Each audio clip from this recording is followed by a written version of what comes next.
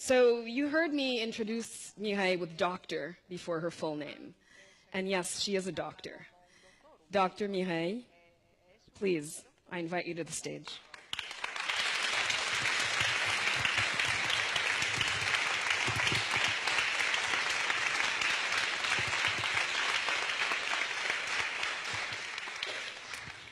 Thank you very much, Migali. Well, my story can be given quite a number of titles. One could say it is a tragic story. Another could say it is a story of courage and perseverance. Well, I choose to call it a story of hope, a story of God, something one could call from ashes to beauty, a beautifully stained glass window.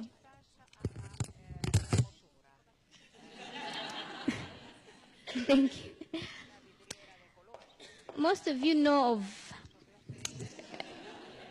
Thank you. Well, most of you know of the war that tore the country of Rwanda apart in 1994. I was barely 3 at that time. Before the war, we were a big, happy family. Our house was close to my grandparents' house, so my young sister and I used to spend most of our days with uncles and aunties. I even had my own cow from which I drank milk. So it was a beautiful and happy childhood life, like for any other Rwandese child, drinking sour milk with sweet potatoes. Well, this all ended in 1994 April. I don't remember much from when the war started in Rwanda, but what is stuck in my mind is my father's burial. I remember being told that my father had been killed and his body being brought home wrapped in this blue tent. And I remember at his burial I was told to chew some sorghum and then spit in his grave as a Rwandese tradition, but well, I swallowed it instead. Swallowed. I was still too young to understand what was going on. After my father's death, my family knew that it was no longer safe for us, so we had to pack and leave. We first fled to another district, and while there, my young sister, who was about 1 year old, got sick. But because of the war, she was not able to get proper treatment, so she passed away. So I lost a second sister because I had an older sister who passed away before I was born. But war did not end as soon as they had hoped. So we had to flee from through Burundi to reach a refugee camp in Congo called Chimanga. And there in the camp, I was a very happy kid. But this all ended when I encountered more loss. My mother got sick later, and one night she was gone. But life had to move on, and started staying with my grandparents. And then in November of 1996, our little sanctuary of Chimanga was invaded by war. Then we were about to experience a life that is unimaginable. We fled the camp, entered the forests of Congo with bullets behind our backs. My whole family got separated until some point it was just me and grandmother and grandfather. We had wandered for so long that whatever resources we had managed to carry got finished, and we only survived by begging for food from the natives if there were any in the villages. Sometimes we were very lucky if we were given nsima, which is an African maize pop that had mold on it. If there were none in the villages, then we'd go in and help ourselves. And if nothing at all was available, we even had to eat roots from the forest. And I remember sometimes you had to drink water from a river with dead bodies floating in it. So you see, it was survival of the fittest. And now imagine for yourself, all the wandering was on foot. And sometimes you had to walk on tarred roads. And when we no longer had any shoes with us, and walking on these roads in the hot weather, it was very painful, and we developed sores. So we had to make something round from grass called ingata in Kinyarwanda and tie it under our feet to be able to walk. We escaped death from so many things, from hunger, bullets, drowning, wild animals, you name it. No child should go through what I went through. In fact, nobody should go through what I went through. So we later entered Angola, but life was not better there. I remember in Angola and in Congo as well, we had some soldiers who were protecting us. But these same soldiers would come in among us and take some young boys and make them carry their bullets. And these are those young men you find in refugee camps with some sort of trauma. They would also come, the soldiers, and take some young girls to sleep with them, make some their wives. Some got pregnant, others got HIV and AIDS. The only reason I survived this was because I was very little. Well, so you see, it was back and forth from Congo into Angola, back into Congo and Angola again. And by the time we reached Angola for the second time, my grandmother was very exhausted. And as for me, I was very malnourished. You can imagine with a big tummy and thin brown hair and swollen cheeks and feet. And as though I had not encountered enough loss, my grandmother passed away just before we reached a refugee camp. There was no crying at this time. My little heart had hardened after a long and painful journey of about 1 year. And had we not reached this refugee camp in Angola, I was also almost gone. But, well, in the camp there, we were later moved to Meheba refugee camp in Zambia.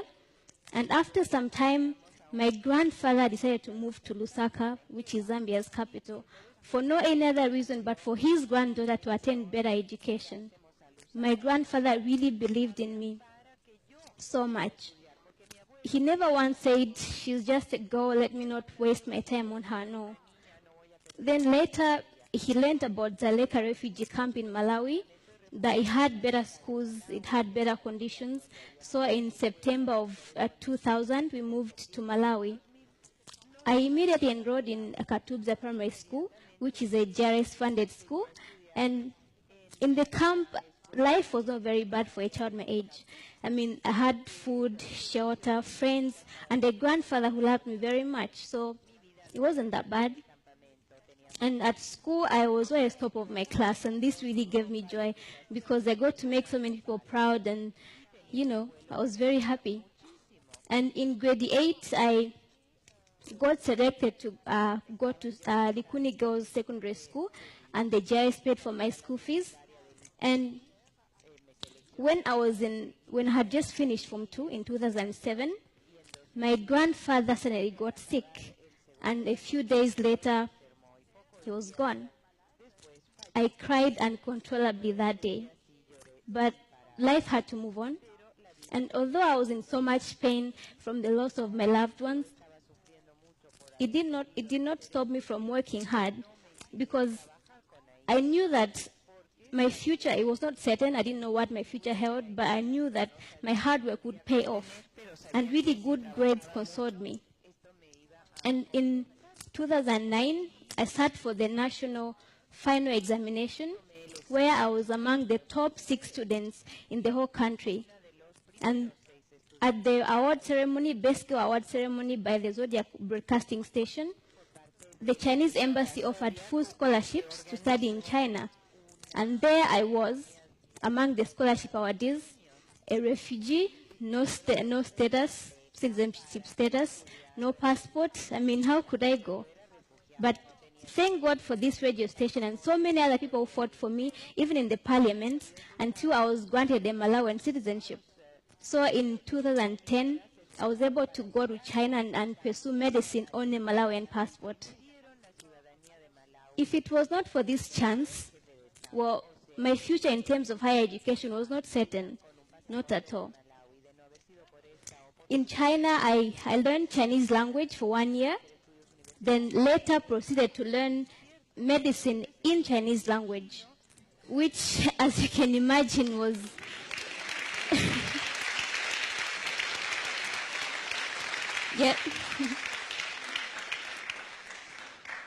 yeah, it was very challenging, I can tell you. And I wanted to give up at so many points, but I persisted, because I got to realize that God did not spare my life and take me this high just for myself, no. But there are people that I was meant to serve, and I had to be competent to do so. And there are people that I was meant to inspire, and people I was meant to be a living proof to them that there is a God who works on their behalf. So even though it was tough, challenging, I had to push through and work even harder. And glory be to God, in July 2016, I graduated medical school. So right now I'm a medical intern.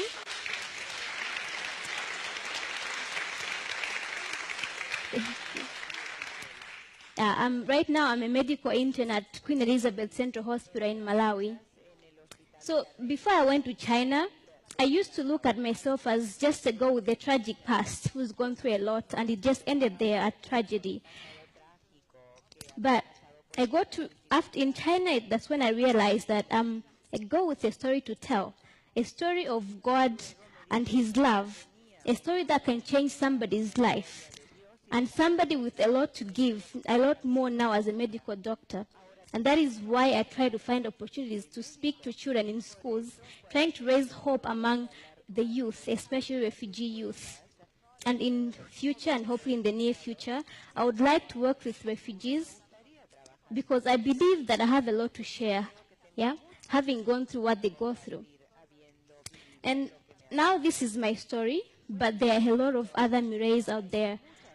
But unfortunately for many, their stories just end at the tragedy part.